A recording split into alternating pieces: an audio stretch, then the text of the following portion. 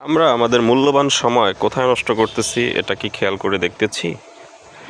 দেখা যাচ্ছে প্রতিদিন একজন মানুষ অন অ্যাভারেজে প্রায় 6 আওয়ার্স তারা স্পেন্ড করে যাচ্ছে ফোন স্ক্রল করে, ফোনের স্ক্রিনে অথবা কম্পিউটার স্ক্রিনে। হ্যাঁ, বাট নিজের জন্য প্রয়োজনীয় একটা ইমোশনাল স্কিল গঠন করতে সে 20 মিনিটও দিচ্ছে না।